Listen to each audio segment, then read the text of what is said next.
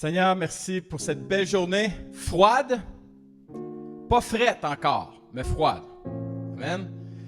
On bénit le Seigneur pour cette liberté que notre gouvernement nous donne encore aujourd'hui de célébrer son nom les uns et les autres présents ici dans ce lieu. Alors Seigneur Dieu, on veut simplement te remettre cette réunion et on a réalisé à travers les derniers mois, dernières semaines que ces réunions n'étaient pas un acquis, mais une grâce. Et nous voulons profiter de cette grâce encore ce matin. On ne sait pas ce qui va se passer pour la semaine prochaine ou dans 2 semaines, mais nous voulons profiter pleinement de ce temps de communion fraternelle. Ce temps de communion avec toi, cœur à cœur, dans la louange, dans l'adoration et surtout dans l'écoute de ta parole, Papa. Papa, on est ici pour toi et rien d'autre. Alors, que tu puisses manifester ta fidélité, ta grâce qu'on a tant besoin. Et que tes promesses prennent place, que ta parole prenne racine dans nos cœurs. Et c'est dans le nom de Jésus que je te prie. Et le peuple de Dieu dit Amen. Amen. Nous allons mettre ce temps à profit par des louanges, des célébrations à notre Dieu qui nous a permis d'être ici en vie et en son souffle renouvelé au-dedans de nous. Et ensemble, nous allons chanter. Nous venons célébrer Dieu, nous voulons l'adorer. Amen.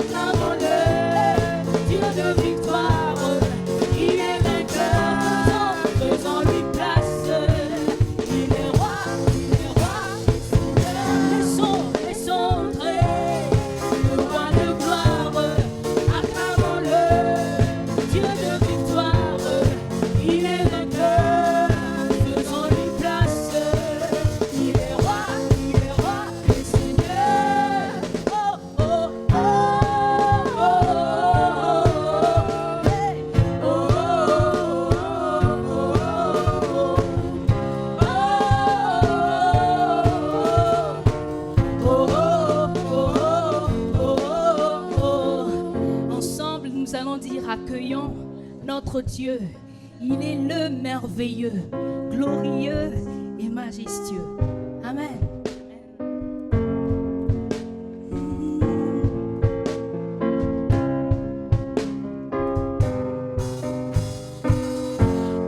Accueillons notre Dieu, il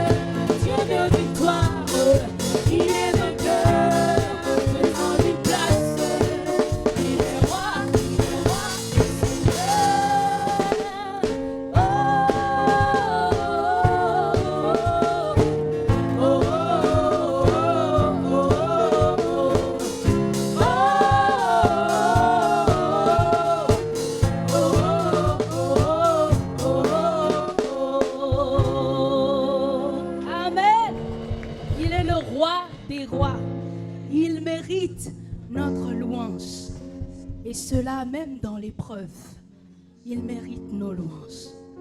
Il mérite d'être loué pour qui il est, pour ce qu'il fait. Peu importe ce que nous voyons, peu importe ce que nous ressentons. Amen.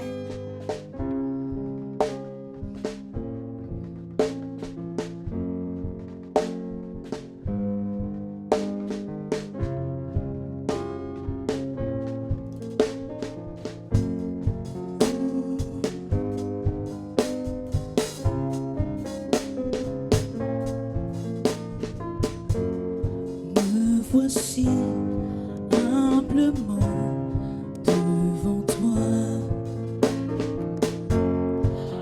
accueillant ta grâce qui se déverse en moi. Oui, car voici ce que j'ai à t'offrir. Un esprit brisé, ne t'en délaisser. Un soupir, tu seras la louange au cœur de mes épreuves. Tu seras la réponse à tout ce que je dis. Oh oui, tu seras la main qui viendra pour me relever. Tu seras ma vie, mon chemin, ma vérité.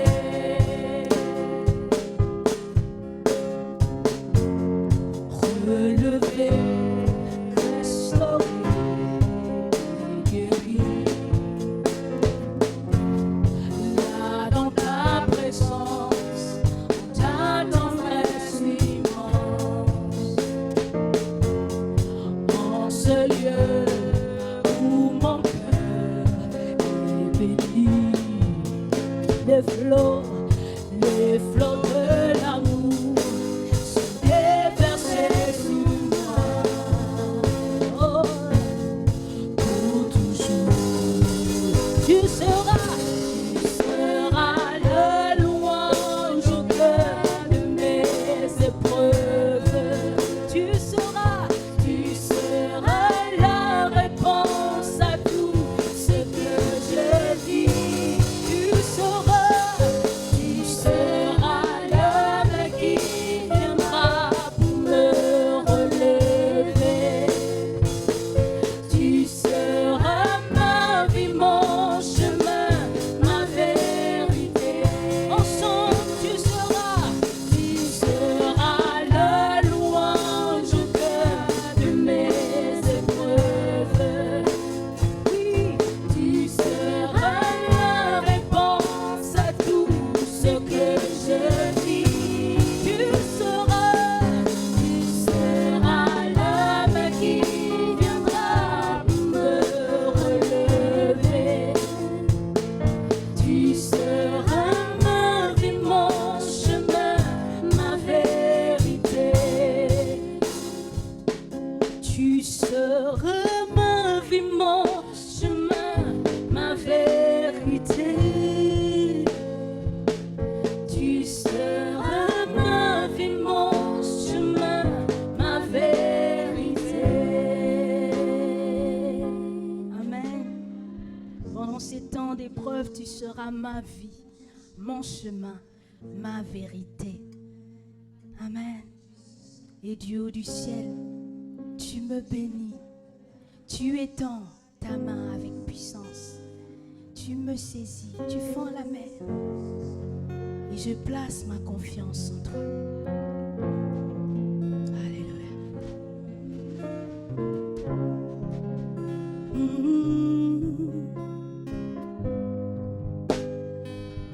Du haut du ciel, tu me bénis.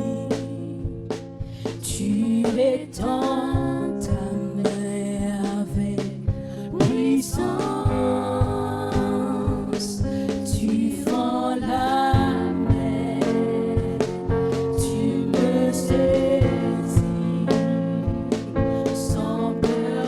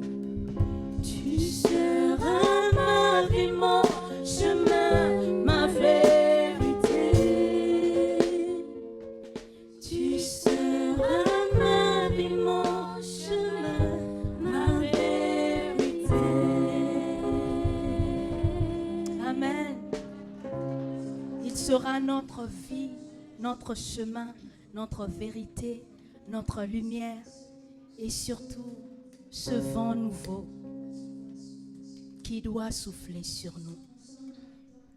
Nous sommes en octobre, le 10e mois de l'année, et au chiffre 10, nous rentrons dans une nouvelle saison. Alors je prie, ma prière est que un vent nouveau souffle sur chacun de nous, dans tous les domaines de notre vie. Amen.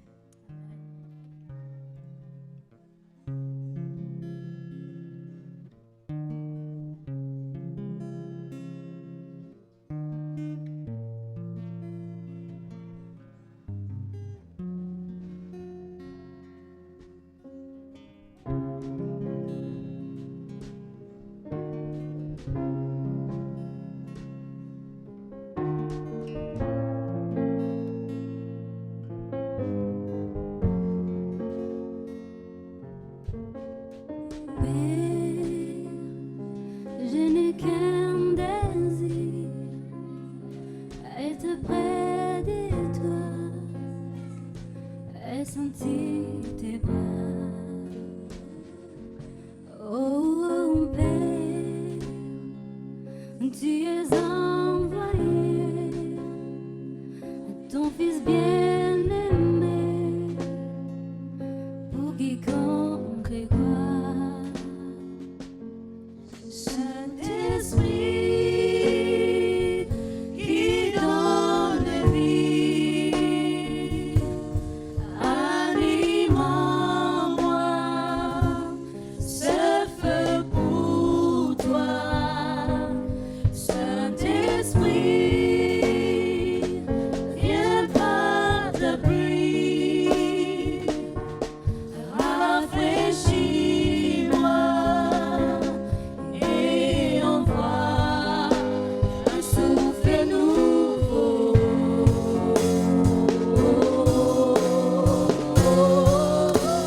un souffle nouveau,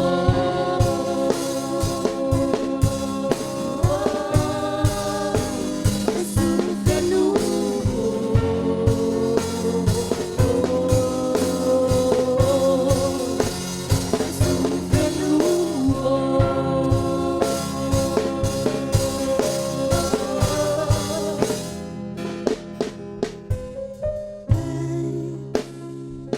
Je n'ai qu'un désir, rester près de toi, écouter ta voix. Oh Père, tu m'as tout donné, et c'est à tes pieds que je veux rester. Saint-Esprit qui donne vie, anime en moi ce feu pour toi. Saint-Esprit, viens par ta pluie.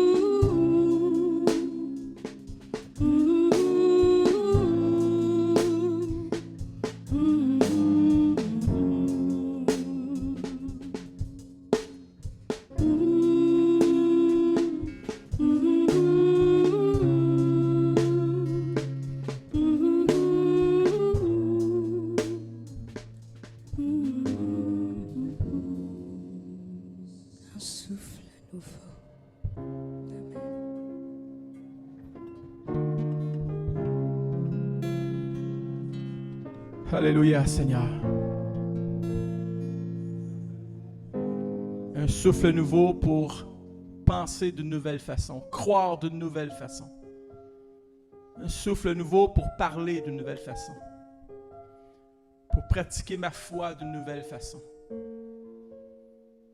Un souffle nouveau pour qu'on puisse naître de nouveau. Aux choses nouvelles que tu désires tellement nous révéler. Un souffle nouveau pour nous renouveler à nouveau. Un souffle qui est saint, qui est glorieux. Papa, je prie pour que ce souffle nouveau vienne dans ma vie, afin que ma vision puisse changer. Ma vision que j'ai de toi, ma vision que j'ai de l'Église, ma vision que j'ai pour les âmes perdues, ma vision que j'ai pour la communion fraternelle. Un souffle nouveau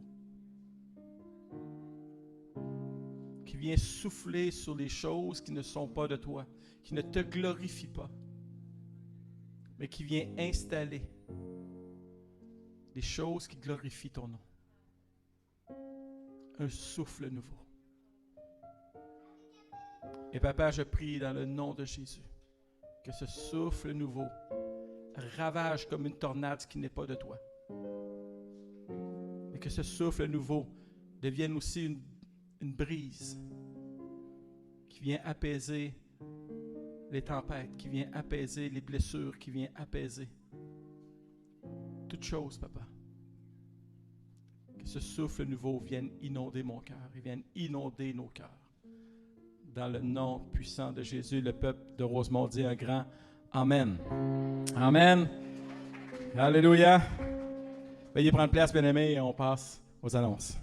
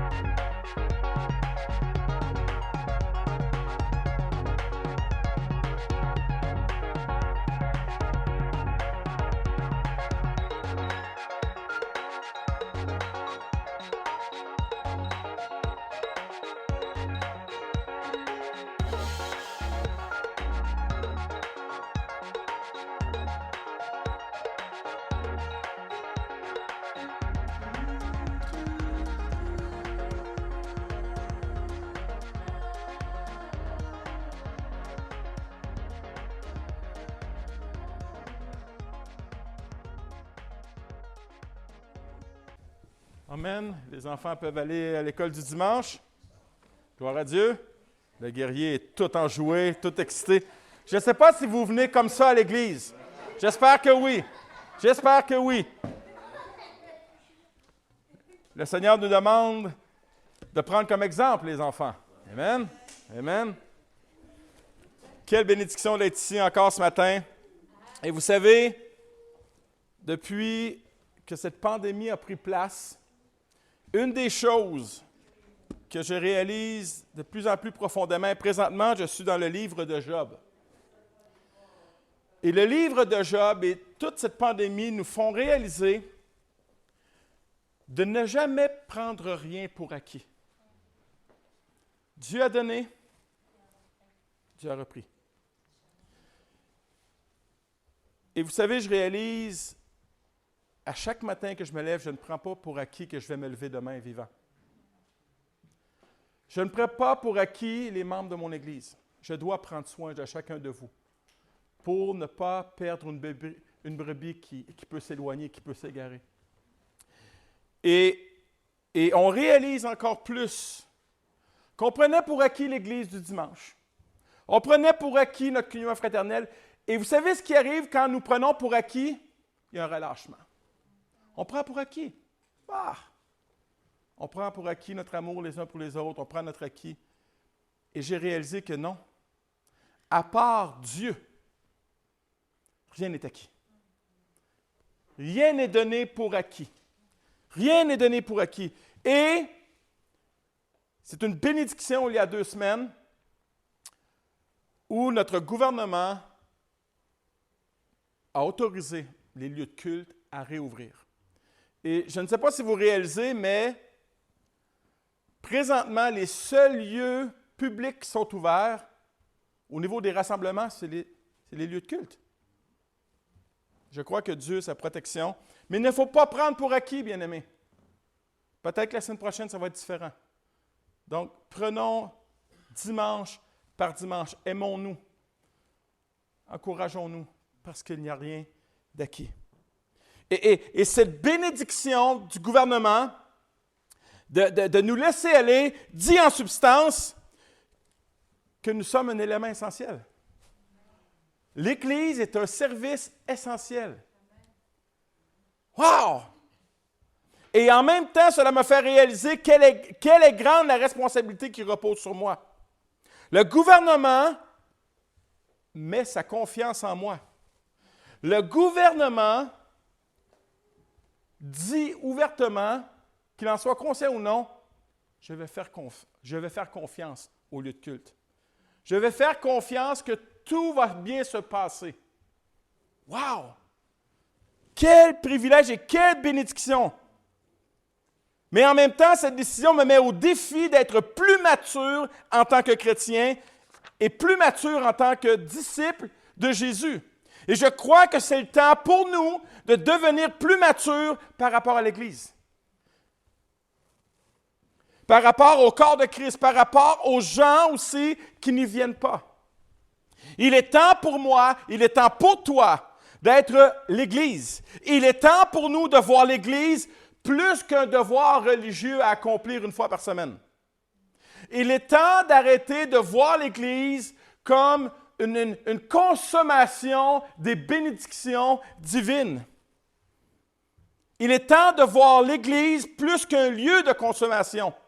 Il est temps pour moi, pour toi, d'être l'Église.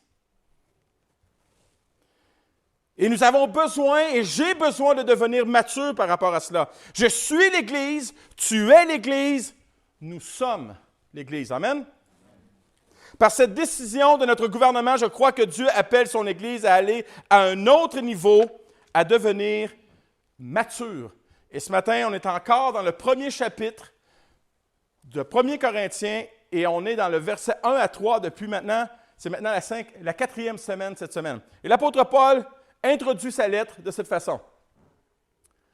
Paul, appelé à être apôtre de Jésus-Christ par la volonté de Dieu, et le frère Sostène à l'Église de Dieu qui est à Corinthe, à ceux qui ont été sanctifiés en Jésus-Christ, appelés à être saints, et à tous ceux qui invoquent en quelque lieu que ce soit le nom de notre Seigneur Jésus-Christ, le Seigneur est le nôtre.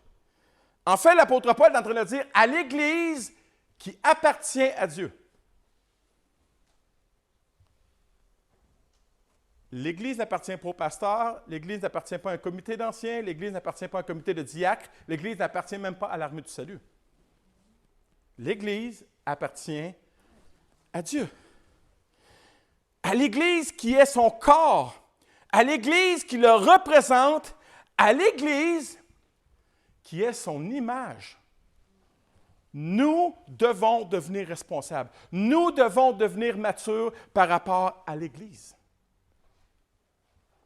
Mon premier point ce matin, une Église sanctifiée. Une Église sanctifiée. Et l'apôtre Paul le dit dans ce sens, à ceux qui ont été sanctifiés en Jésus-Christ. Voilà notre position en Jésus.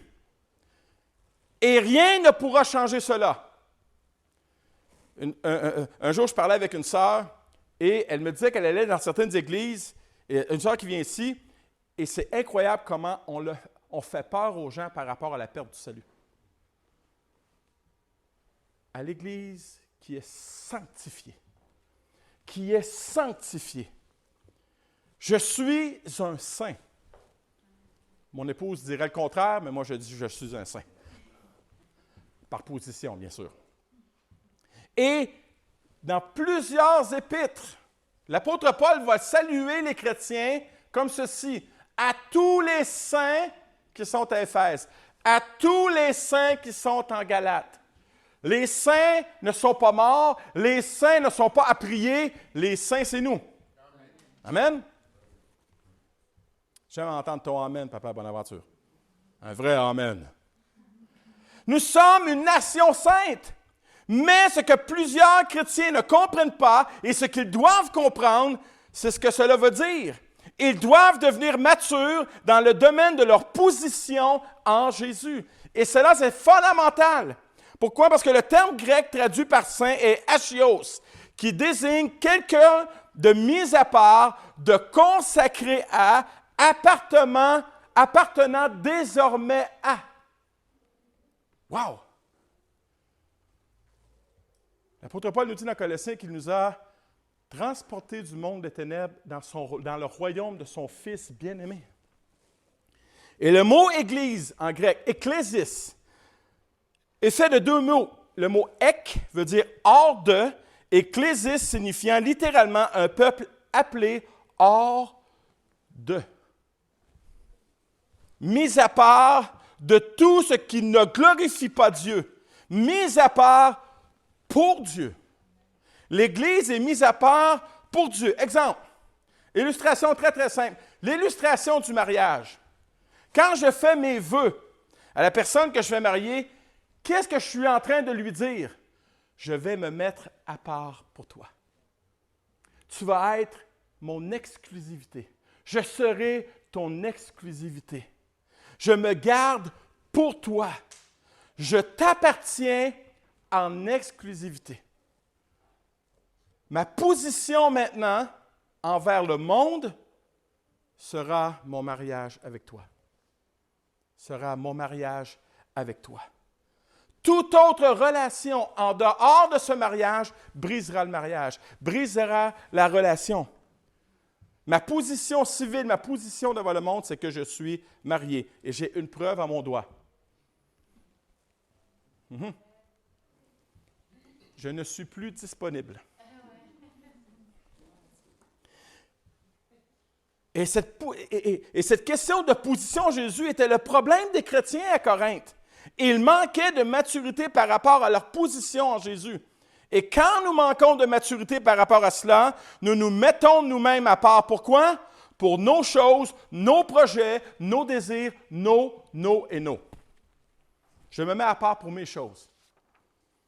Il faut comprendre ce matin que si j'ai réellement mis ma confiance dans le sacrifice de Jésus pour mes péchés, ce sacrifice me sanctifie entièrement.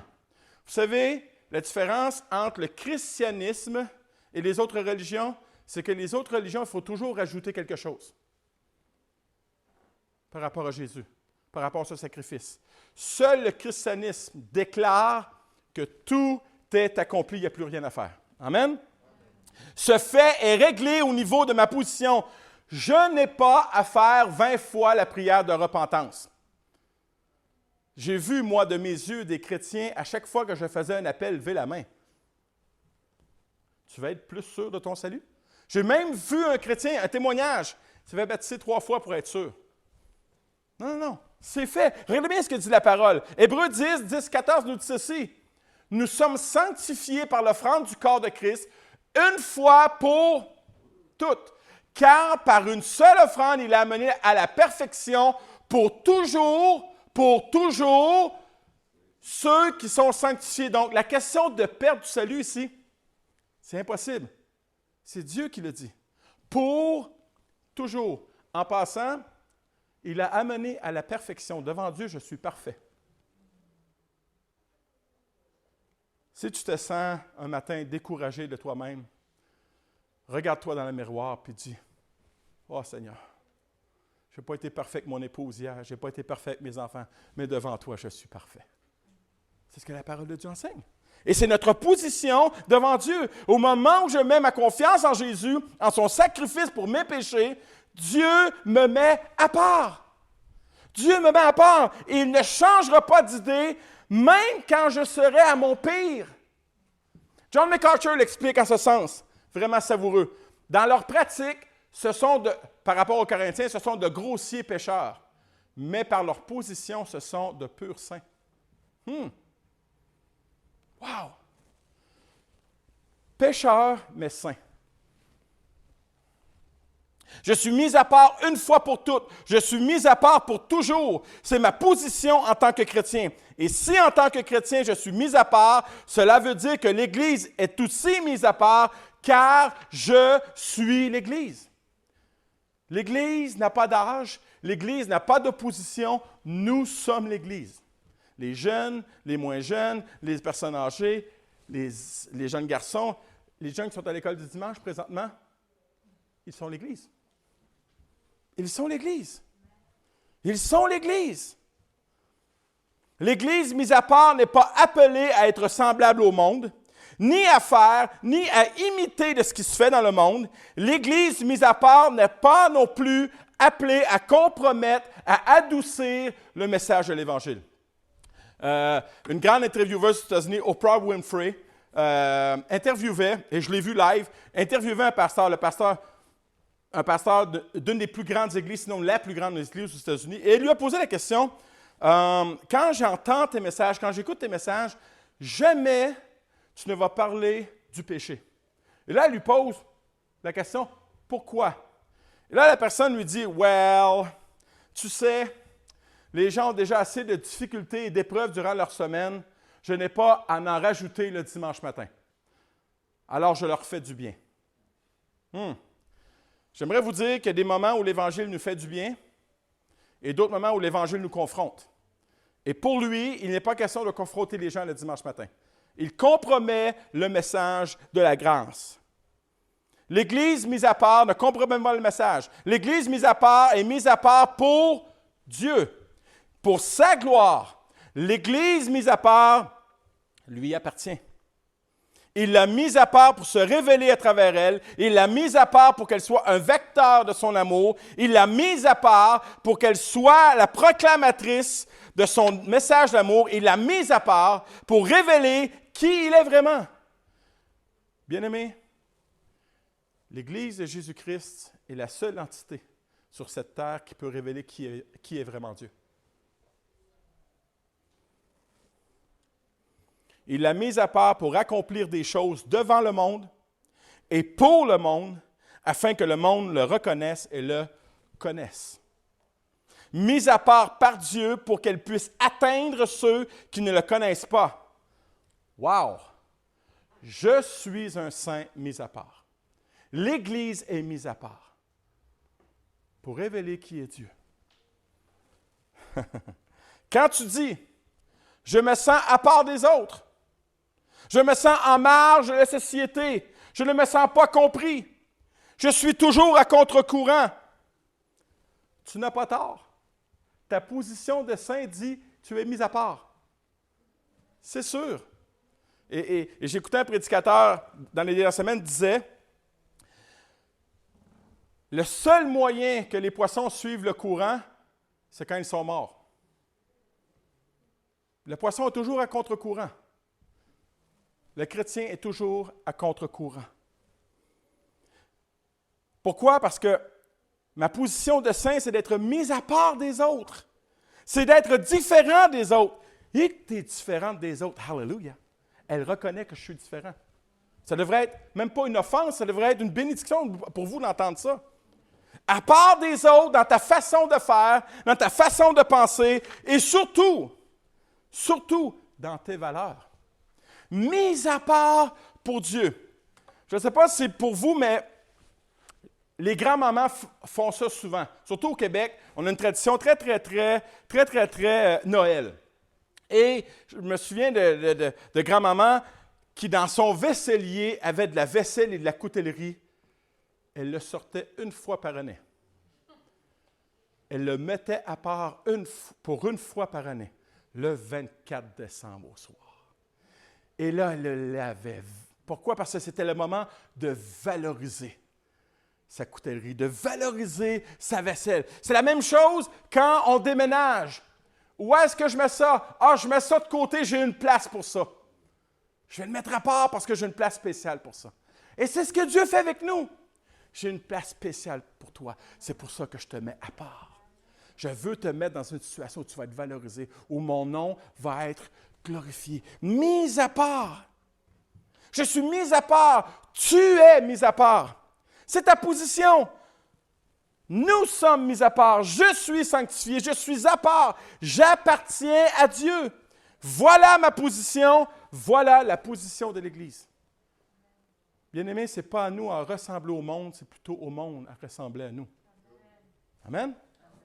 Mon deuxième point, une Église qui recherche la sainteté. Qui recherche la sainteté. Dieu est saint. Donc, tout ce qui est en relation avec lui doit également porter ce caractère. Comme les chrétiens de l'Église de Corinthe, beaucoup de chrétiens d'aujourd'hui n'agissent pas selon leur position. Qui ils sont dans leur position ne se manifeste pas dans leur vie. Notre position devrait se refléter dans notre témoignage chrétien. Et c'est notre appel. Appelé à être saint.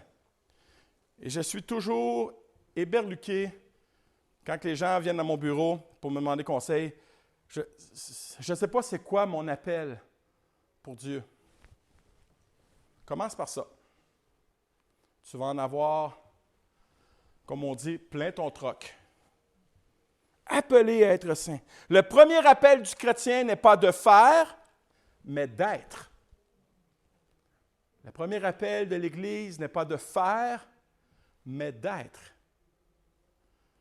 L'Église, la fondation de l'Église, ce n'est pas ses programmes, ce n'est pas ses services, mais c'est plutôt sa position en Jésus et d'être selon cette position. Il en va de même pour l'Église. Il est normal que notre appel soit rattaché à notre position. Exemple, le célibataire qui se marie va agir selon sa nouvelle position. Il ne peut plus agir comme un célibataire. Vous savez, quand je me suis marié au début, moi j'ai été un célibataire pendant 10 ans, donc je n'ai pas de compte à rendre à personne, j'ai fait ce que j'ai à faire. Et des fois, mon épouse m'appelait, dans ce temps-là, il n'y avait pas de cellulaire, m'appelait et elle dit « Est-ce que tu viens souper? » « Ah, excuse-moi, tel frère, telle soeur m'ont invité à souper. Elle dit « Tu aurais pu m'appeler. » J'agissais encore comme si j'étais célibataire. Comme si je n'avais pas de compte à rendre à celle avec qui j'étais marié.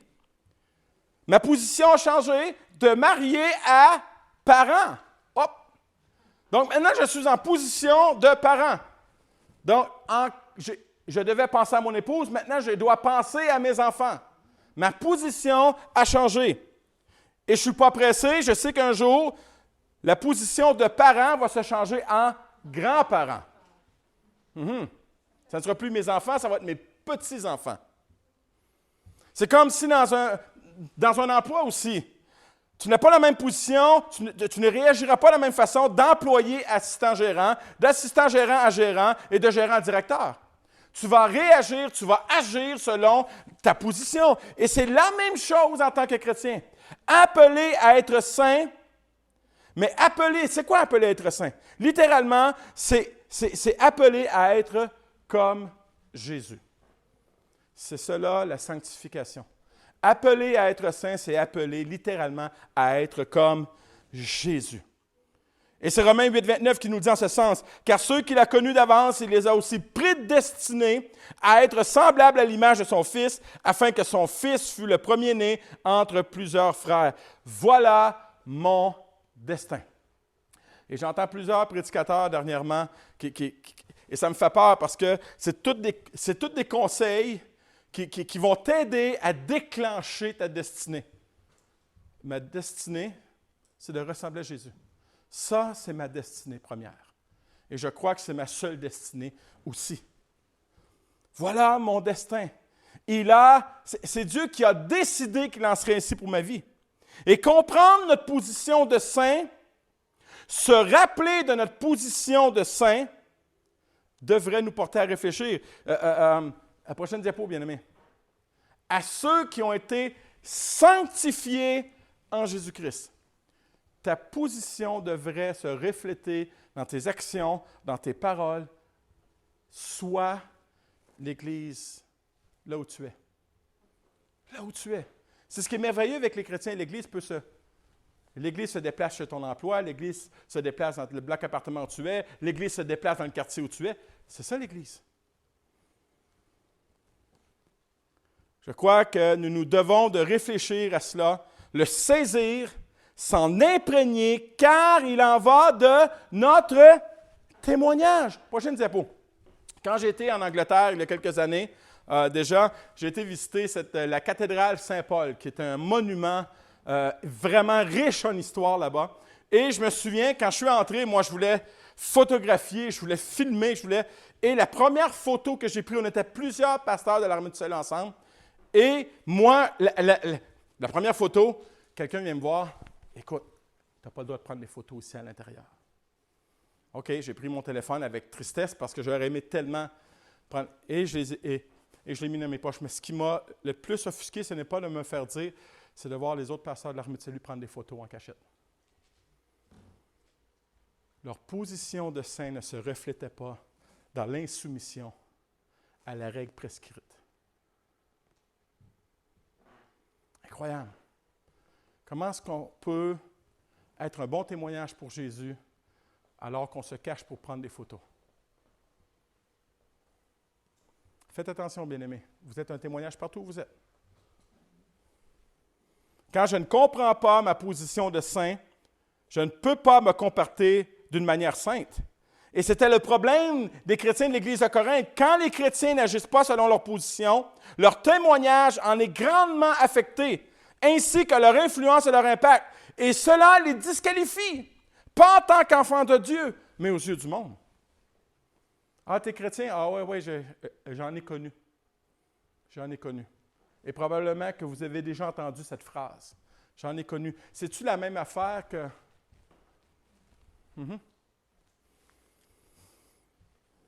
Regardez bien.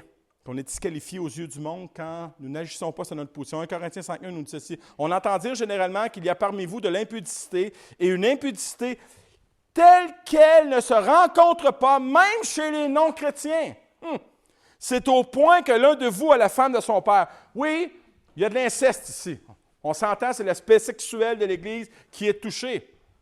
Mais on s'entend qu'il y a d'autres choses aussi qui se passent dans le peuple de Dieu qu'on ne voit pas dans le monde.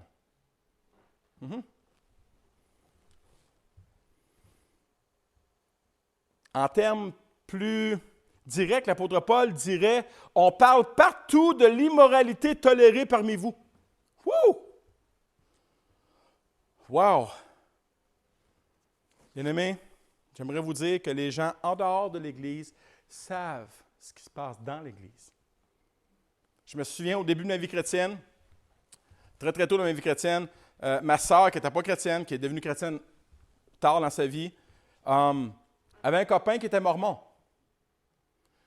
Et la première question qu'il m'a posée quand il a su que j'étais chrétien, ça faisait peut-être 6 mois que j'étais chrétien, on n'a pas toutes les réponses quand ça fait 6 mois que tu es né nouveau.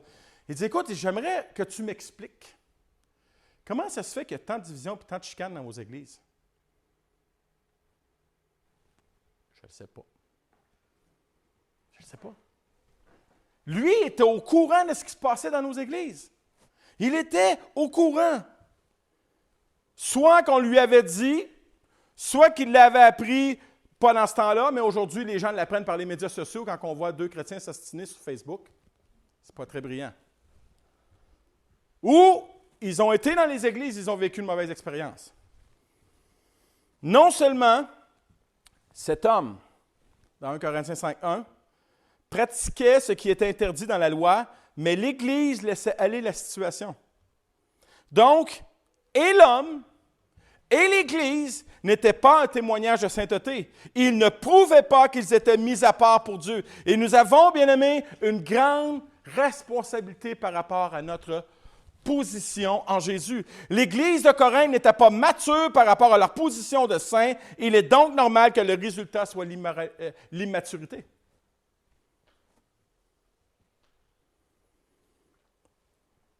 Je vais juste vous résumer parce qu'il y a plusieurs choses dans cette Église. Il n'était pas un témoignage au niveau de l'unité. Vous irez lire le chapitre 3. Moi, je suis d'Apollos, moi, je suis de Paul, moi, je suis de Céphas, moi, je suis de Christ. Belle maturité. Ni au niveau des conflits qui pouvaient survenir entre eux. Ils se traînaient en justice, l'un et l'autre, devant des juges non chrétiens. Ils n'étaient pas matures par rapport au repas du Seigneur. Savez-vous qu'à Corinthe, on s'enivrait et on faisait bonne chère? Wow! Il n'était pas un témoignage non plus au niveau de la pratique des dons. Les dons étaient pratiqués d'une manière complètement dans le désordre et le chaos.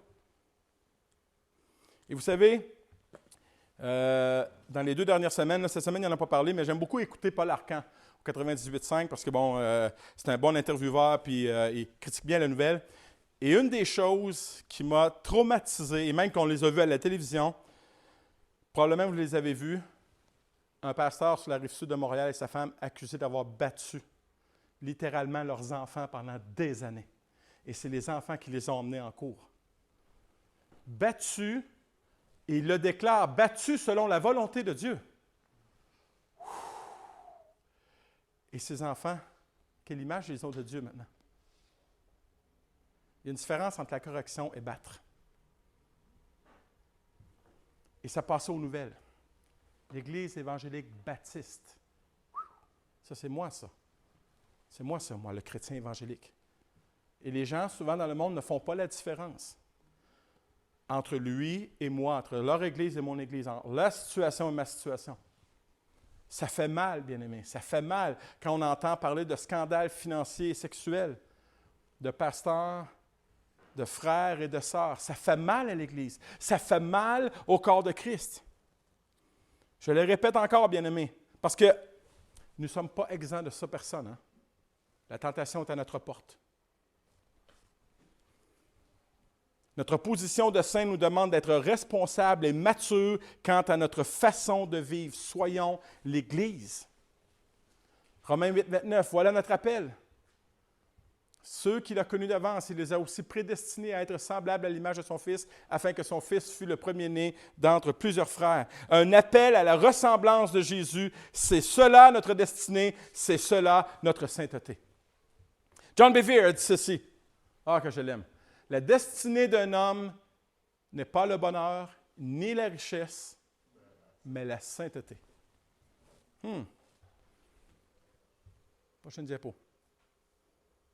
Appelé à être saint, appelé à être mis à part, appelé à être l'Église, l'Église qui est sainte, l'Église qui appartient à Dieu, appelé à être comme Jésus, appelé à ressembler à Jésus, appelé à ce que les gens voient Jésus en moi et Jésus au travers moi, Jésus à travers mes paroles, Jésus à travers mes actions, Jésus à travers mes valeurs, à travers toutes les décisions que je prends. Je me souviens une fois, je ramassais des dons à l'usine où je travaillais pour parrainer des enfants au camp. Et j'avais à peu près 500-600 $ sur moi. Puis quelqu'un de l'usine qui n'est pas chrétien, il dit « Oh, Rock, il dit, tu pourrais partir sur toute une go ce soir. Hein? » Oh, j'ai dit « Si tu savais la paire de yeux qui me regarde, ça ne me tente pas. » Mais la tentation est là. La tentation est là. Et vous savez, appelé à être comme Jésus, appelé à être saint, c'est le premier élément de l'évangélisation. C'est le premier élément de l'évangélisation. Le premier élément de l'évangélisation n'est pas de dire, mais d'être. Mais d'être. Acte 2,47 nous dit ceci. Trouvant grâce auprès de tout le peuple, chaque jour le Seigneur ajoutait à leur communauté ceux qu'il sauvait. Trouvant grâce auprès de tout le peuple. Et ici, le contexte n'est pas le peuple de Dieu, mais le peuple qui ne connaît pas Jésus. Trouvant grâce auprès de tout le peuple. Et vous savez, quand une Église est mise à part, quand une Église qui est appelée à être sainte, dans tout son cœur, désire ressembler à Jésus, c'est à ce moment-là que Dieu ajoute à l'Église. Dieu n'ajoute pas à l'Église une Église qui est divisée, une Église qui ne prend pas soin les uns des autres. Dieu n'ajoute pas ce genre d'Église. Il n'ajoute pas. La véritable évangélisation découle d'une vie, d'une Église en santé. Une sainte communion fraternelle. Et la communion fraternelle, c'est une relation étroite par la participation.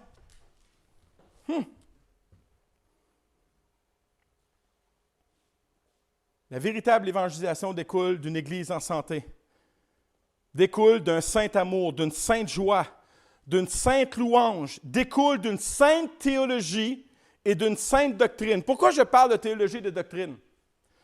J'ai lu un sondage cette semaine qui a été fait la semaine dernière aux États-Unis. Écoutez bien.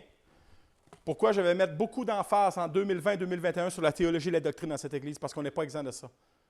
Aux États-Unis, aujourd'hui, 2020, là, pas il y a 10 ans, là, 2020, un chrétien évangélique sur 3 ne croit pas que Jésus est Dieu. 1 sur 3. 1 sur 3 des chrétiens dits évangéliques déclarent que Jésus n'est pas Dieu. Je ne sais pas ce qu'on enseigne comme doctrine et théologie dans leurs églises, mais ouf, ça me fait peur.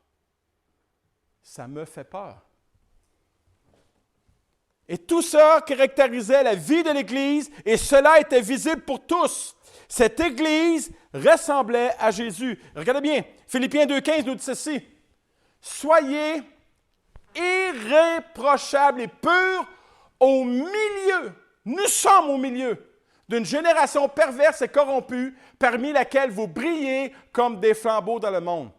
Arrête de faire des efforts pour briller, tu brilles déjà. Tu brilles déjà. Concentre-toi plutôt pour être irréprochable. Irréprochable par rapport à la sexualité. Irréprochable par rapport à la finance. Je fais 40 heures, mais mon patron me donne l'over en dessous de la couverte, au noir. Je me souviens d'un frère qui m'avait déjà dit « Ah, tu sais, Rock, dans le domaine de l'assurance, on n'a pas le choix de mentir. » Comment? Tu n'as pas le choix de mentir? Ah oui, c'est comme ça que ça fonctionne. Et c'est un chrétien qui me dit ça. Irréprochable dans ta sexualité, irréprochable dans tes finances, irréprochable dans ton honnêteté, irréprochable dans dire la vérité. On n'appelle pas ça des stools quand on dit la vérité. Qu'est-ce qui s'est passé, Rock? Il s'est passé ça, ça, ça, ça et ça. Peut-être que je ne me ferai pas aimer parce que la vérité n'est pas beaucoup aimée. Mais je me dois d'être irréprochable. Soyez authentiques, d'authentiques chrétiens. Et vous savez, le mot authentique signifie littéralement qui émane directement de l'auteur, qui est à l'origine des reproductions. Je suis une reproduction de Jésus, bien imparfaite, bien sûr, qui est reconnue véridique, attestée, vraie et incontestable. Ça, c'est nous, ça. Sois un chrétien authentique.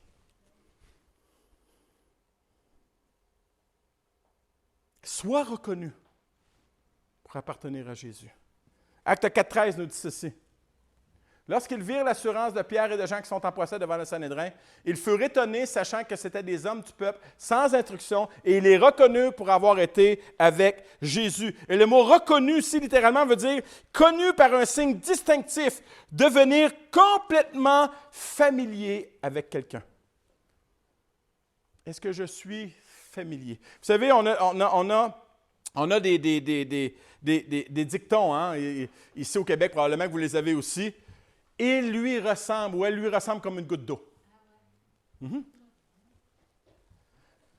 C'est son portrait tout craché. C'est un copier-coller. Est-ce que je suis un copier-coller de Jésus? Est-ce que je ressemble à Jésus comme 2 gouttes d'eau? Et c'est notre appel. C'est notre appel. Et mon dernier point rapidement. Une Église qui impacte avec la grâce et la paix que Dieu lui donne. Soyons l'Église. Soyons matures dans notre position en Jésus. Soyons matures par rapport à notre appel à être saints. Et soyons matures par rapport à la paix et à la grâce que Dieu nous donne. Le verset 3 nous dit que la grâce et la paix vous soient données de la part de Dieu, notre Père, et du Seigneur Jésus-Christ. Et ici, le mot grâce a une définition assez saisissante. Écoutez bien, grâce signifie de la bonté miséricordieuse avec laquelle Dieu, exerçant sa sainte influence sur les âmes, les tourne vers Christ, garde, fortifie et amplifie la foi chrétienne dans la connaissance, l'affection et allume dans ses âmes les vertus chrétiennes. Est-ce que tu es mature dans la distribution de la grâce de Dieu? Et vous savez, on est dans une situation extraordinaire présentement. Plus que jamais, les gens sont ouverts à l'Évangile. Avec l'incertitude qui règne, il y a des feux de grâce, des flambeaux de grâce là où vous êtes. Et que Dieu veut utiliser cette grâce pour influencer les gens qui vous côtoient. Et comme je le disais la semaine dernière, nous sommes les distributeurs de cette grâce. En tant que saint qui vit une vie sainte, qui ressemble à Jésus, Dieu peut m'utiliser afin de répandre sa grâce sur la vie de ceux qui en ont besoin afin de les sauver. Je ne suis pas celui qui sauve, mais je suis celui que Dieu désire utiliser afin d'impacter par sa grâce la vie des autres. Soyons matures, bien-aimés. Soyons matures. Et combien de gens vous avez entendu dans vos lieux de travail, dans vos relations, si c'était à recommencer? Si je pouvais revenir en arrière. On a tous connu des gens qui ont dit ça. Et vous savez quoi? Nous avons en nous la grâce qui donne toujours une deuxième chance. La grâce signifie littéralement une éternelle deuxième chance. Nous connaissons celui qui peut donner cette deuxième chance à la personne qui nous dit de tels mots. Nous sommes les distributeurs de grâce, mais nous sommes aussi les distributeurs de paix. Que la grâce et la paix qui vous soient données. Donc, ce n'est pas un hasard que l'apôtre Paul va dire ça dans toutes ses lettres. Que la grâce et la paix. Nous possédons une paix que plusieurs recherchent. Vous voyez beaucoup de gens en paix présentement au Québec? Non, c'est la panique. Le seul peuple qui a cette paix, qui devrait manifester cette paix, c'est nous. Dieu est souverain. Dieu pourrait, demain matin, finir le coronavirus. Mais il ne le fera pas tant aussi longtemps que le coronavirus n'aura pas atteint le but pourquoi Dieu l'a envoyé. Nous avons la paix avec Dieu et la paix avec Jésus. Hier, à 2 heures du matin, j'étais dans mon lit et je priais. J'ai prié jusqu'à 4 heures, puis à 4 heures, je me suis levé. J'ai dit, Seigneur, c'est incroyable. J'ai la paix avec Dieu. J'ai la paix avec Jésus. J'ai la paix. Et Romains 5.1 nous le dit en ce sens. Étant donc justifiés par la foi, nous avons la paix. Nous, les petits mots, là, je vous défie de porter l'attention sur les petits mots que vous lisez dans la Bible. Nous avons la paix avec Dieu par notre Seigneur Jésus-Christ. Nous avons la paix. J'ai la paix.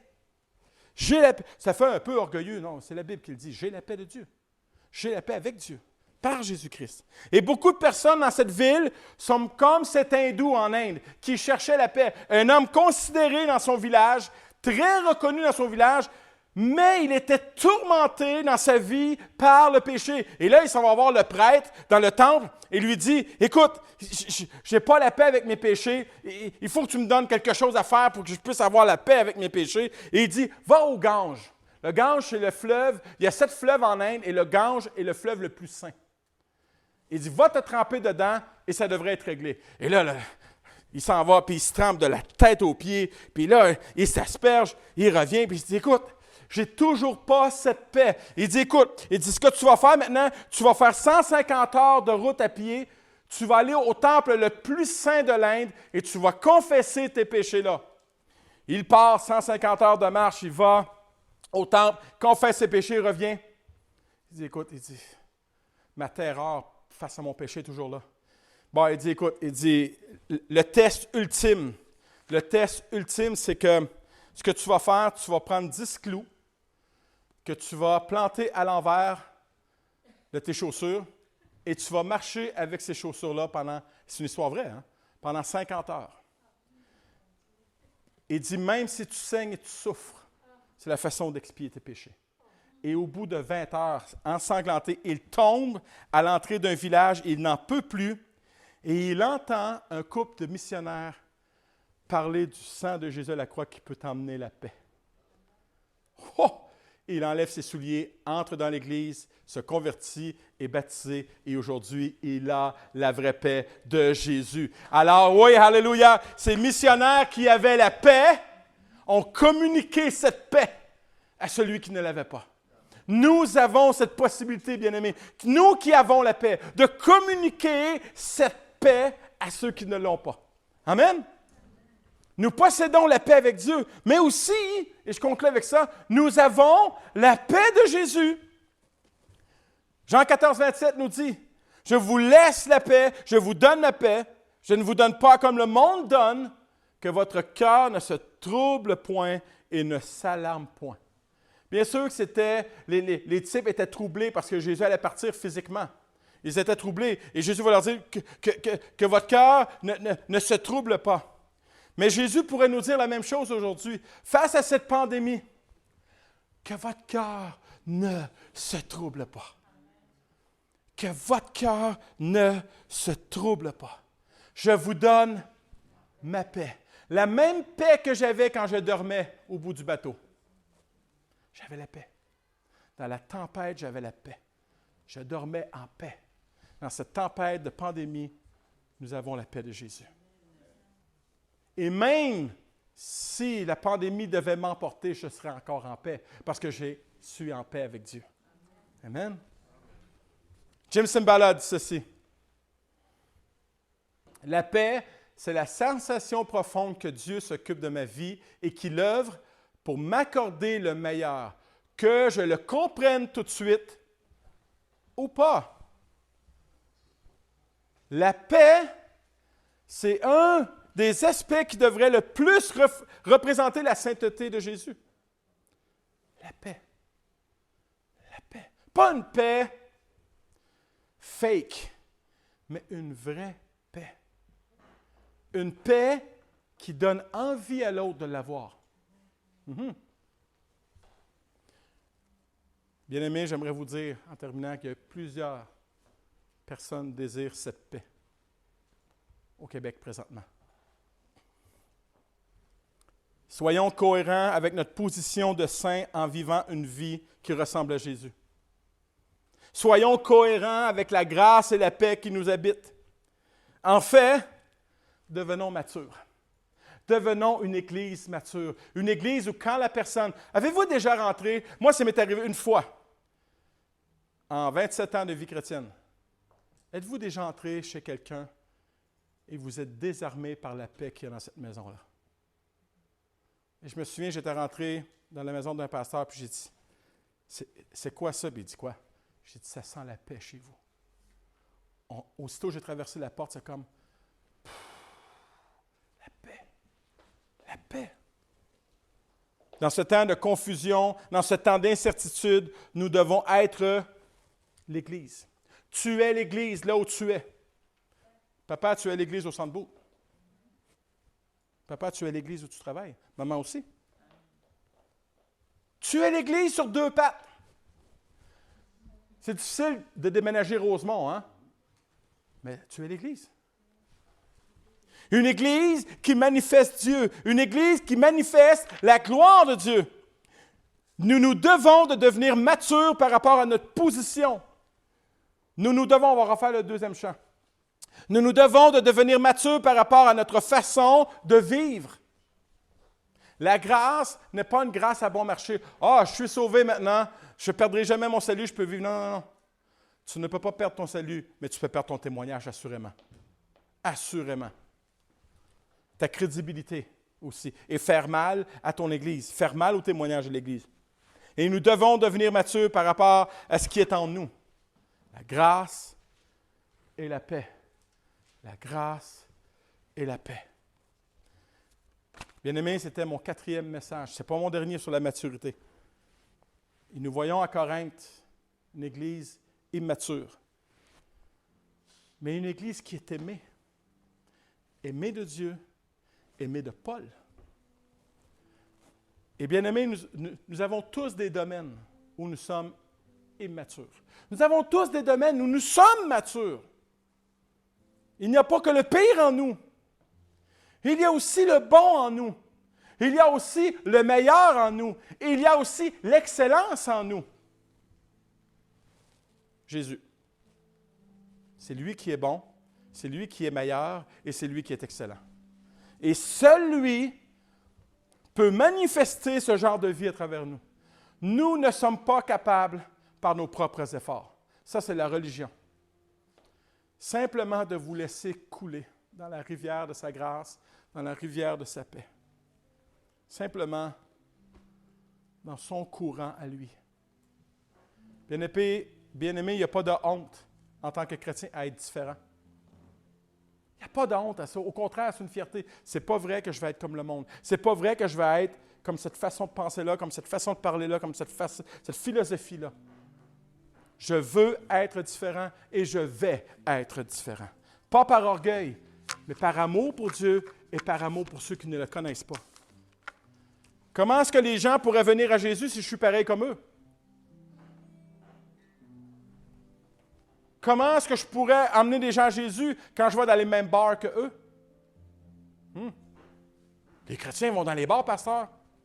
Mais oui, le vendredi soir, le samedi soir, oui. Mais oui. Comment est-ce que je pourrais être comme... Comment est-ce que je pourrais les amener à moi quand le soir, dans ma cave, je vais sur mon ordinateur et je vais écouter de la pornographie? Pour amener quelqu'un à Jésus, il faut que je sois comme Jésus. Il faut que je sois différent.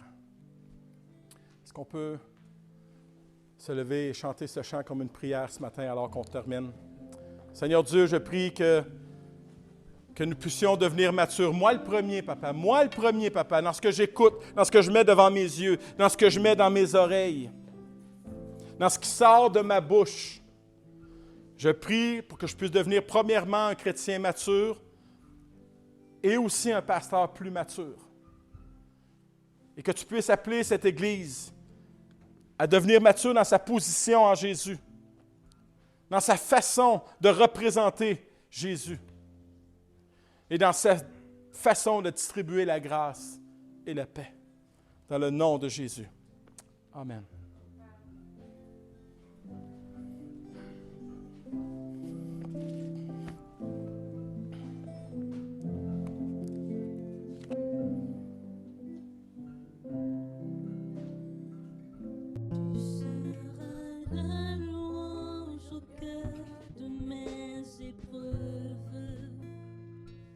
Tu seras la réponse à tout ce que je vis. Tu seras la main qui viendra pour me relever. Tu seras ma vie, mon chemin, ma vérité.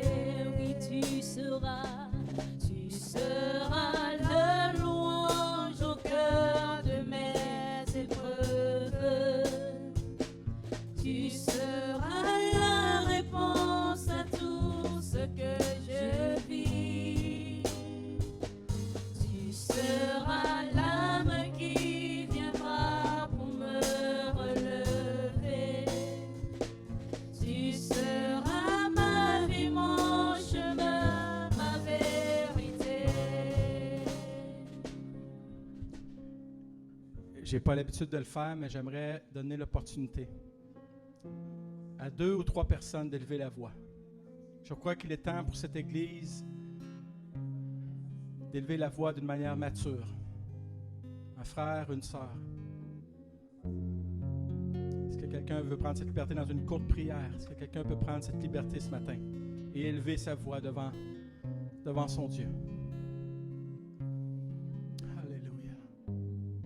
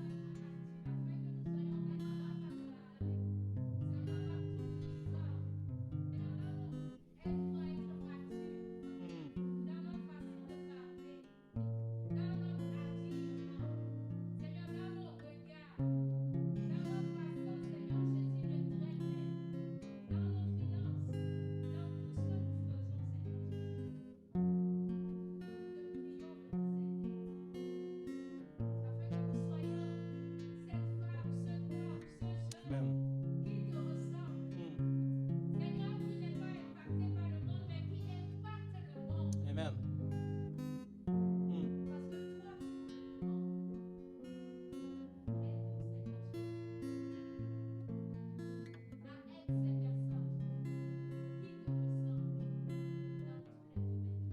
Alléluia.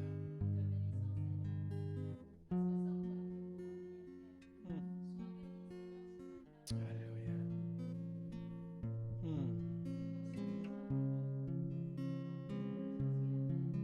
Est-ce qu'une autre personne veut prendre la liberté ce matin d'élever la voix devant son Dieu?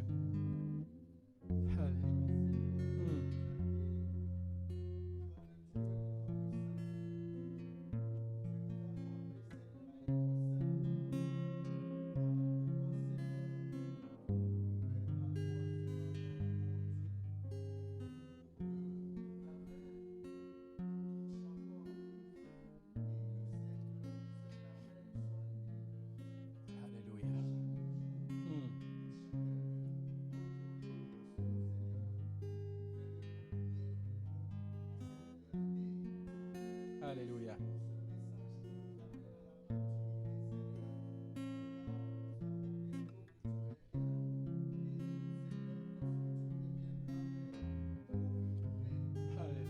Alléluia. Alléluia. Alléluia.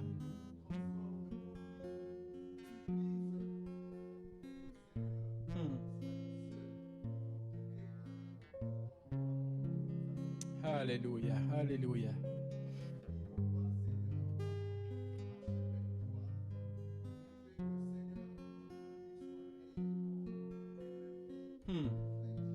Alléluia. Alléluia. Alléluia. Alléluia.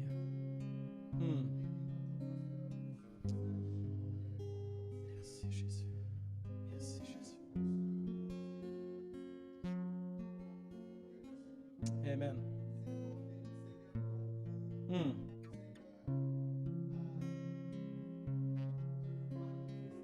Amen. Alléluia.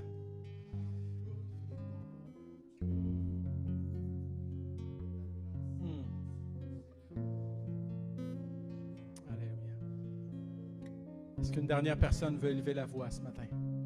Ah, vos prières me bénissent. Est-ce qu'une dernière personne veut élever la voix? Amen.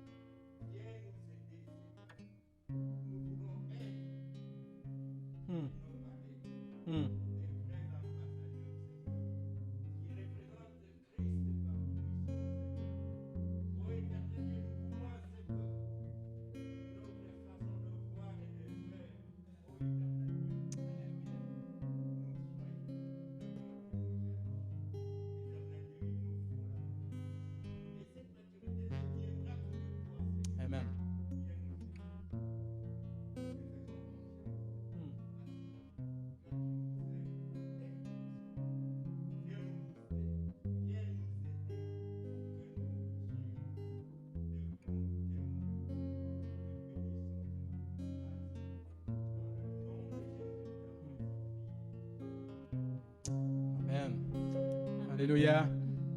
Que Dieu vous bénisse. Dieu nous appelle à être afin de paraître. Amen. Soyez bénis, soyez prudents sur la route alors que le groupe de louanges conclut.